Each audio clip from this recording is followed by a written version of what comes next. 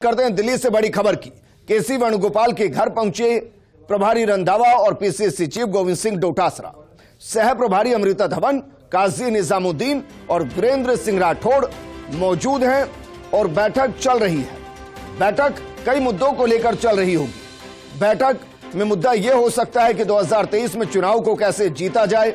मुख्यमंत्री ने जो कहा कि कम से कम 2 महीने पहले टिकट को फाइनल किया जाए, क्या उसको लेकर मंथन, क्योंकि तीनों सह प्रभारी मौजूद हैं, क्या उनसे कोई सर्वे कराया गया है, कोई रिपोर्ट तैयार कराई गई है, कोई पैनल तैयार कराया गया है कि जरा बताइए, जहां हम आज तक जीते नहीं आए वहां जीता कैसे जाए।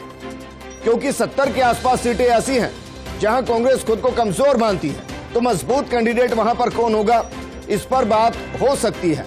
किसको क्या भूमिका दी जाए, इसको लेकर भी बात हो सकती है और नजर इस पर हमारी बनी। के बारे में और कोई प्रेस मीटिंग नहीं है, लेकिन ये मीटिंग रहेगी, हर रोज होगी, कल भी है, कल भी है। तीनों सेक्रेटरीज हैं, पीसीसी प्रेसिडेंट, तो हम अपने पीसीसी को बुला रहे हैं और जो भी है तो आज अभी आप लोग कहाँ जा रहे हैं? भी हो सकती है। अभी आप लोग कहाँ जा रहे हैं? अभी तो हम AICC पे तो मीटिंग नहीं मीटिंग चलेगी, हमारा ऑफिस में नहीं। केसी जी क्या घर उनकी आवाज जहाँ वो होंगे वहीं जाएंगे। हमें AICC का कहा, अगर नहीं वहाँ होंगे, जहाँ होंगे वहाँ जाएंगे। अभी कोई मीटिंग नहीं होगी, जब होगा तो बता दिया जाएगा। धन्यवाद। अभी मीटिंग करेंगे, मीटिंग के बाद में जो भी बात होगी आपको बता दी जाएगी। अमूमन होता नहीं है, बताया वही जाता है जो बताना होता है, बाकी सारी बातें अंदर ही रह जाती है। बहरहाल कांग्रेस की सर्वे रिपोर्ट पर दिल्ली में मंथन, एजेंसी के सर्वे और सह प्रभारी की रिपोर्ट पर मंथन हो रहा है। कमजोर सीटों पर 5-5 नामों को लेकर सर्वे हुआ था। प्रभारी रंधावा को यह सर्वे की रिपोर्ट मिल चुकी है। अब इसी सिलसिले में भावी चुनावी रणनीति पर फोकस किया जा रहा है। दिल्ली के पंजाब भवन में कांग्रेस की बैठक में मंथन और विचार हो रहा है। प्रभारी रंधावा के साथ बैठक में मौजूद हैं पीसीसी चीफ गोविंद सिंह डोटासरा, सह प्रभारी अमृता धवन, काजी निजामुद्दीन और वीरेंद्र सिंह राठौड़। और स्टूडियो से हमारे सहयोगी और ब्यूरो चीफ पॉलिटिकल ब्यूरो हमारे साथ योगेश जी जुड़ गए। योगेश जी, मंथन तो हो रहा है, लेकिन मंथन में वो बिंदु कौन से हैं जिन पर मंथन अंदर हो रहा है? हालांकि बाहर बताया नहीं जाएगा, लेकिन अंदर की खबर क्या है? देखिए, पंजाब भवन में जो बैठक हो रही थी वो समाप्त होकर अब वो बैठक केसी वेणुगोपाल का जो लोधी रोड का मकान है वहाँ पर हो रही है। और ये जो बैठक है, जो बैठक पंजाब भवन में हुई, उस पंजाब भवन की बैठक में तमाम सर्वे रिपोर्ट्स रखी गई और जो सह प्रभारी थे तीनों, वो जहाँ जहाँ दौरे करके आए हैं, जो उनका फीडबैक है, उस रिपोर्ट्स का मिलान सर्वे की रिपोर्ट्स पे किया गया। और ये बहुत ही ताजुब है और अचरज भी हो सकता है सत्ताधारी दल को लेकर, और राजनीतिक जो प्रेक्षक मान सकते हैं कि राजस्थान में तकरीबन 70 सीटें ऐसी है जहां कांग्रेस के पास विनेबल कैंडिडेट अभाव है, वहां नहीं है कैंडिडेट उनके पास।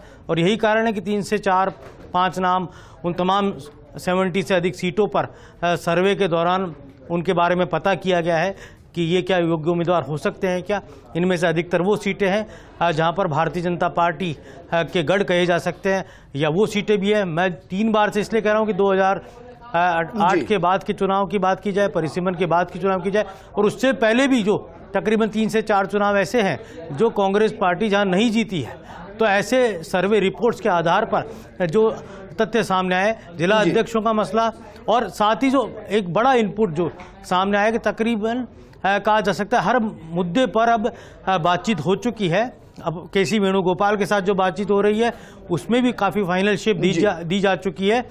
और मुझे लगता है ईद के बाद कांग्रेस के अंदर जो परिवर्तन या जो नई घोषणाएं हैं वो देखने को मिलेंगी। योगी जी, एक और सवाल, क्योंकि अमूमन हम कई चुनाव को देख चुके हैं, सर्वे अलग रिपोर्ट आती है, पैनल की रिपोर्ट जो होती है वो अलग होती है, संगठन की रिपोर्ट अलग होती है, लेकिन हम देखते हैं कि उन रिपोर्ट से इतर जब लोकल फोर्सेस काम करती है, मसलन जो राजस्थान के बड़े लीडर्स होते हैं, जब वो बैठते हैं तो उन सबसे इतर कुछ और नाम निकल कर सामने आते हैं। क्या ये माना जाए ये 70 सीटें वो हैं जहां सीधे सीधे दिल्ली के पास वीटो पावर होगी? ये बात सही है। और पूरा एक यहाँ पर अभी तक जो देखने को मिला है, इन 70 सीटों में हार के जो कारणों का खुलासा किया गया है, जो अंदर बातचीत हुई विजेंद्र, उनमें सबसे बड़ी बात है कि नेता अपने चाहने वालों को टिकट देते हैं, अपनी पॉकेट के आदमी को टिकट देते हैं, और वो पॉकेट का जो उनका नेता होता है, उनका प्यादा होता है, वो वहाँ बीजेपी के उम्मीदवार के सामने या और उम्मीदवारों के सामने ठहर नहीं पाता। और इनमें से कई सीटें अब वो भी हो चुकी हैं जहाँ पे आरएलपी बीटीपी का प्रभाव है। लेकिन साथ ही एक तथ्य और जोड़ देता हूँ कि हरीश चौधरी की अभी कुछ देर पहले राहुल गांधी से तकरीबन 40 मिनट की मुलाकात हुई है। हरीश चौधरी राहुल गांधी एक ही गाड़ी में करोल बाग तक साथ गए हैं, क्योंकि हरीश चौधरी राहुल गांधी के बीच बातचीत पूरी नहीं हुई थी। राजस्थान के सियासी मसलों पर दोनों के बीच बातचीत हुई है। और जैसा अभी रंधावा ने कहा, कल भी बैठकों का दौर जारी रहेगा, तो मुझे लगता है काफ़ी कुछ चीज़ें होनी है। आज रात को कहा यह जा रहा है कि प्रियंका गांधी को सोनिया गांधी ने बुलाया है, राहुल गांधी भी उस बैठक में शामिल हो सकता है। तो राजस्थान समेत तमाम जो वो राज्य जहाँ मसले हैं, जहाँ चुनावी राज्य हैं, जहाँ गतिरोध है आपस के अंदर कांग्रेस की संगठन के अंदर, वहाँ कुछ कहा जा सकता है कि फ्रूटफुल कोई डेवलपमेंट देखने को मिल सकता है। एक और सवाल, क्योंकि 6 तो विधायक ऐसे हैं जो बसपा से जीत कर आए और वर्तमान स्थिति में कांग्रेस के हैं, दूसरी तरफ निर्दलीय विधायक हैं जो 10 से ज्यादा हैं जो कांग्रेस को सपोर्ट कर रहे हैं। तो जिन सीटों पर ये हैं उन सीटों पर कांग्रेस तो मजबूत नहीं होगी। अब सवाल ये, कांग्रेस मजबूत होगी तो फिर इनको साइडलाइन करना पड़ेगा, इसको लेकर कोई मंथन होगा? देखिए विजेंद्र, 13 में से 12 निर्दलीय कांग्रेस विचारधारा के, और एक या दो विधायक ऐसे कह सकते हैं जो बीजेपी के संपर्क में भी हैं जी। लेकिन 12 ऐसे हैं, उनमें से अधिकांश की रिपोर्ट ठीक नहीं है, वो चुनाव नहीं जीत रहे हैं। ये सर्वे रिपोर्ट में बात सामने आई है। 6 विधायक जो बीएसपी से जीते, जो कांग्रेस में आए, उनमें भी कुछ ऐसे हैं जो अपनी सीट नहीं जीत रहे, उनके यहाँ पर भी सर्वे हो चुके हैं और वो कांग्रेस का टिकट चाहते हैं। और निर्दलीय भी जो अपने बलबूते जीते हैं वो भी कांग्रेस का टिकट चाहते हैं। तो ऐसे में अभी कांग्रेस के आलाकमान को देखना है कि इनको टिकट दिया जाए या उसे टिकट दिया जाए जो वहाँ विनेबल हो।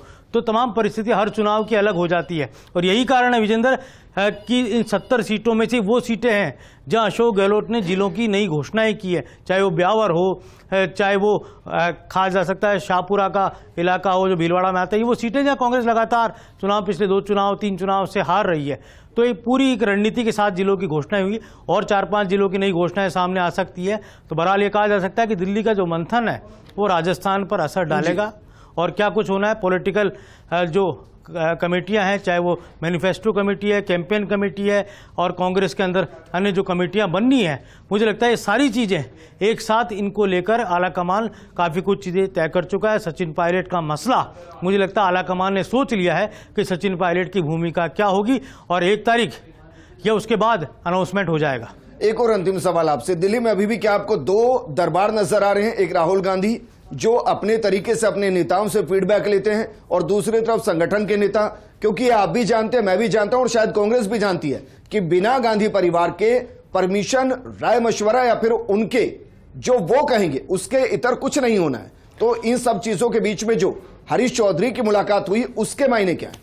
देखिए, हरीश चौधरी पंजाब के प्रभारी हैं, राजस्थान के बड़े नेता हैं, और अभी कहा जा सकता है कि जाट लीडरशिप का मूवमेंट हमें जयपुर से दिल्ली की ओर नजर आ रहा है। खासतौर पर रामेश्वर डूडी की कल मल्लिकार्जुन खड़गे से मुलाकात हुई, आज राहुल गांधी से हरीश चौधरी की मुलाकात हुई, प्रदेश कांग्रेस अध्यक्ष गोविंद सिंह डोटासरा दिल्ली में है, वो वेणुगोपाल के साथ चर्चा कर रहे हैं। तो जाट जो लीडरशिप है कांग्रेस की इस वक्त दिल्ली में है।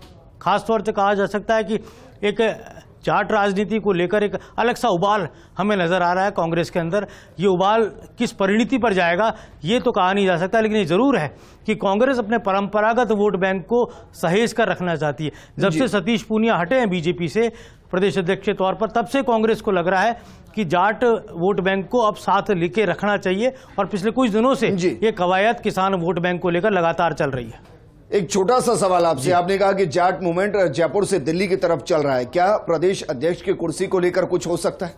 देखिए, प्रदेश कांग्रेस अध्यक्ष जाट वर्ग से आते हैं, और गोविंद सिंह डोटासरा पिछले लंबे समय से कांग्रेस के अध्यक्ष हैं, संकट काल में बनाए गए थे। कुछ भी फैसला आलाकमान कर सकता है, लेकिन गोविंद सिंह डोटासरा क्योंकि जाट सीट से, जाट वर्ग से आते हैं, तो ऐसे में क्या ओबीसी का कोई और मुफीद चेहरा सामने आएगा या ये कंटिन्यू करेंगे? ये सवाल पाइपलाइन में है। फिर आपकी बात सही है कि दिल्ली या गांधी परिवार जो भी फैसले लेता है वो बिल्कुल ऐसे फैसले होते हैं जिनके बारे में कल्पना नहीं की जा सकती। इतिहास इसका साक्षी रहा है। तो निश्चित तौर पर आने वाले समय क्या फैसले होंगे, लेकिन अभी तक गोविंद सिंह डोटासरा कंटिन्यू कर रहे हैं, और जो कहा जा सकता है अगर कुछ भविष्य में चेंजेस होते हैं तब भी वो एक महत्वपूर्ण भूमिका में नजर आएंगे। योगेश जी शुक्रिया हमारे साथ बातचीत करने के लिए। पॉलिटिकल एडिटर योगेश ने समझाने की कोशिश की कि दरअसल क्या कुछ चल रहा है कांग्रेस के अंदर और दिल्ली के अंदर जो बैठकें चल रही हैं उनके मायने क्या है।